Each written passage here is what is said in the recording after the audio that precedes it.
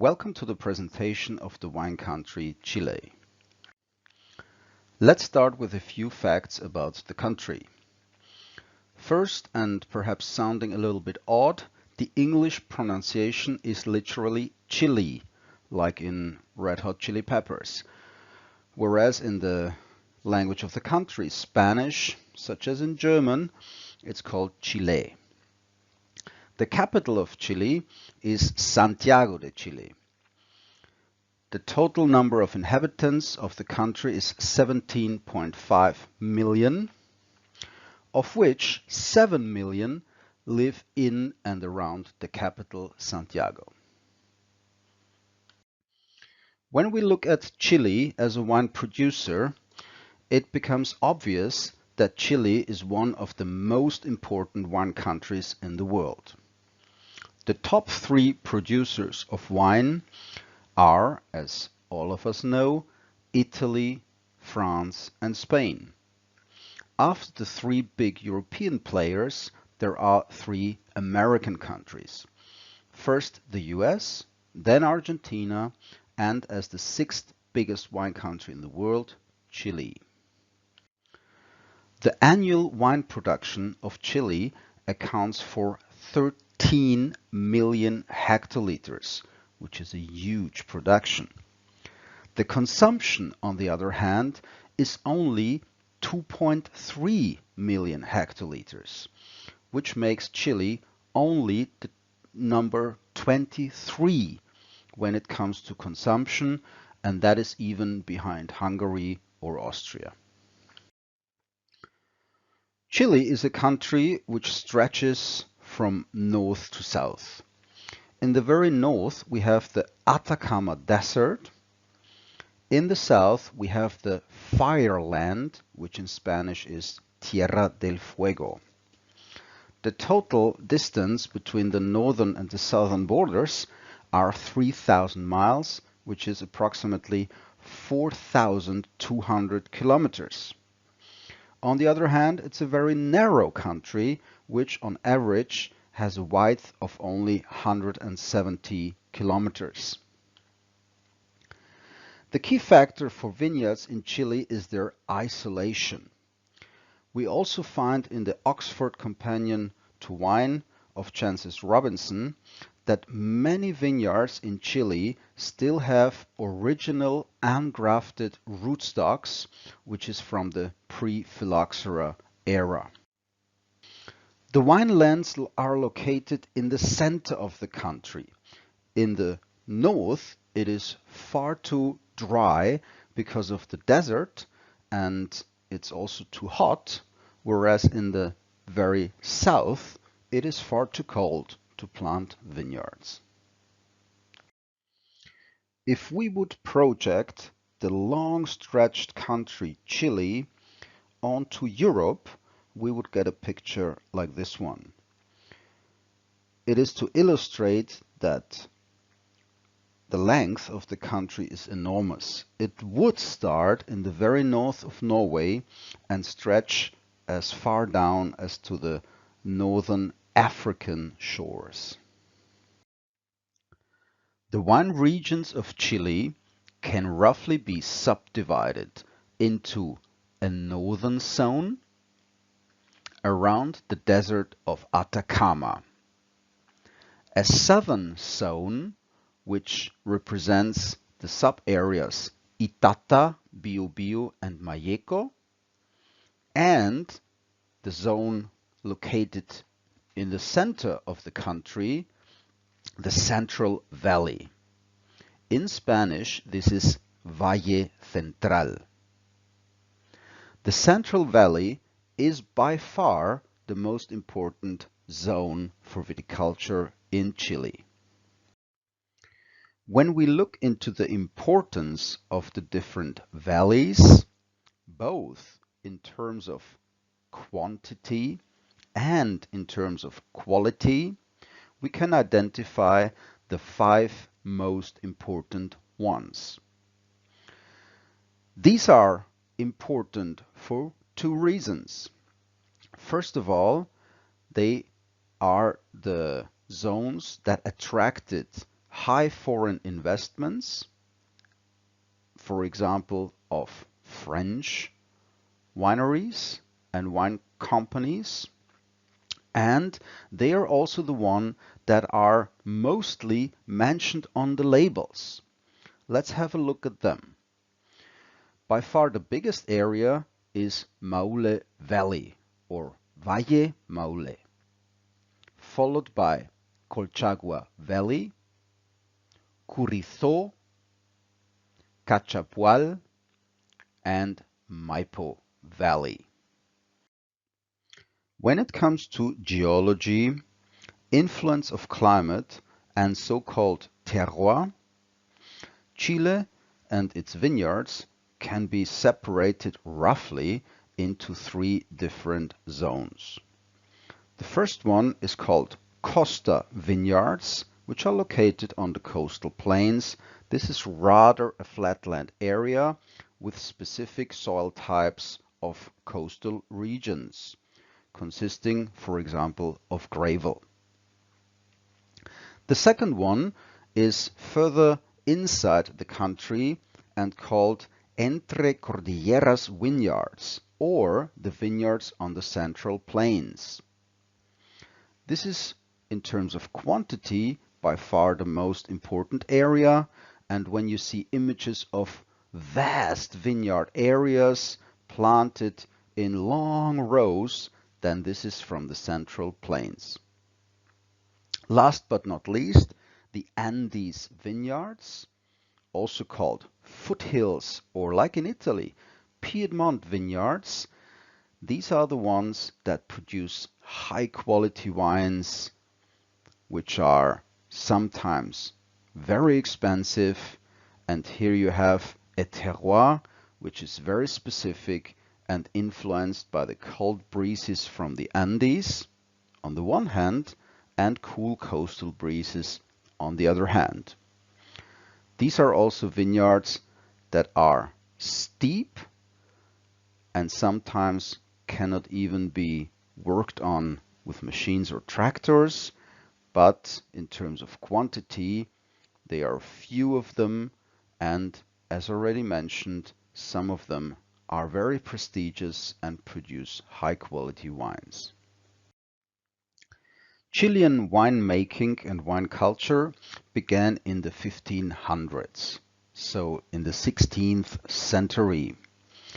Most importantly, Spanish missionaries, so monks, brought vines into the country.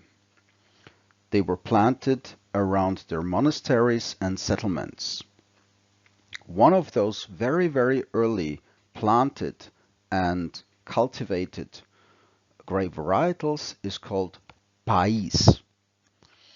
As written in Chances Robinson, Oxford Companion to Wine, País is identical with the grape variety that we find still nowadays in Argentina, which is called Criolla, and a grape variety that still exists in small plantations in California, which is called Mission. In the 19th century, among others by Claudio Gai, Vitis vinifera grapes from France were brought to Chile. A lot of them were planted without really analyzing which grape varieties they were. Chances Robinson writes in the Oxford Companion, the majority of wines called Sauvignon by the Chileans, for example, were almost certainly Sauvignon Vert or Sauvignon Nas from Friulano. Occasionally also Sauvignon Gris, rather than the more familiar Sauvignon Blanc. Another interesting fact is that the grape variety Carmenère, which Chile is nowadays quite famous for, was first supposed to be Merlot. Vineyards in Chile are planted in a warm but not hot climate, between 32nd and 38th degree latitude in an area ideal for grape growing.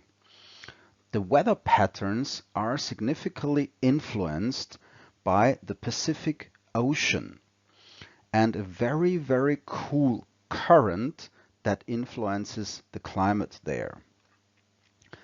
Just like in California, the so-called Humboldt current makes the normally hot and dry growing areas a bit more humid and cooler. The climate can be referred to as Mediterranean, so little rainfalls during growing season and annual precipitation is winter dominant. Looking into grape varietal statistics, it becomes obvious that French originated grape varieties are dominant. First and most importantly, Cabernet Sauvignon, originally from Bordeaux, then Sauvignon Blanc, but as we already heard, and as you can also read in the Oxford Wine Companion, many of those vineyards may not actually be Sauvignon Blanc, but grape varieties that have similar characteristics. The next and third is also a Bordeaux originated grape variety, that's Merlot. Then we have Chardonnay, originally from Burgundy, Carmenère, which was long time not differentiated from Merlot, so a lot of Carmenère wines were labeled as Merlot.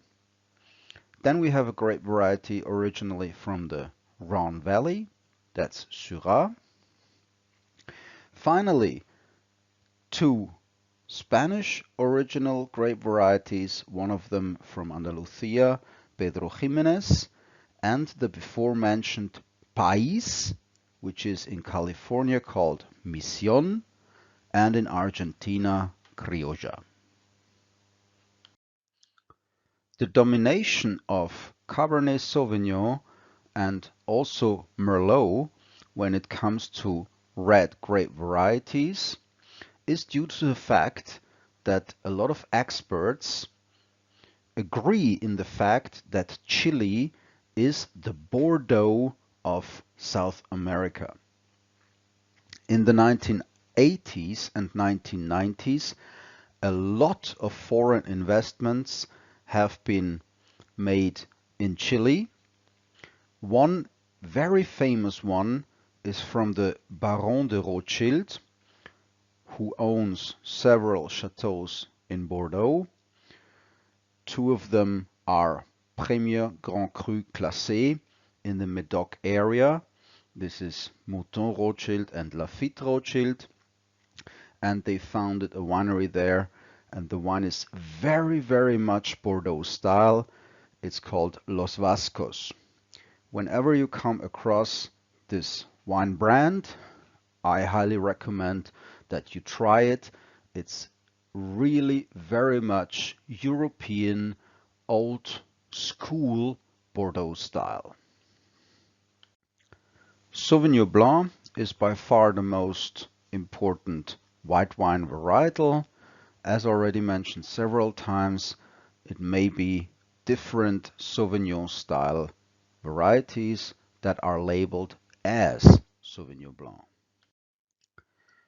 In the early days of imports of Vitis vinifera in the 80s and 90s, European varietals had to go under quarantine. That means that the rootstocks imported into the country were put into separated vineyard plantations and they were observed so to make sure that no phylloxera was mistakenly imported into the country. But back then there was not a lot of focus on which varietal was it really. So for a very long time, Carmenère was mistaken for being Merlot. Only later it turned out, when scientists and enologists had a deeper look in it, that it was Carmenère. This varietal is also originally from Bordeaux, and it became something like the signature grape variety of Chile. Syrah, we mentioned already, is a Rhone Valley varietal, and Pinot Noir is of increasing importance as it is internationally growing in popularity. Also, more plantations are made in Chile.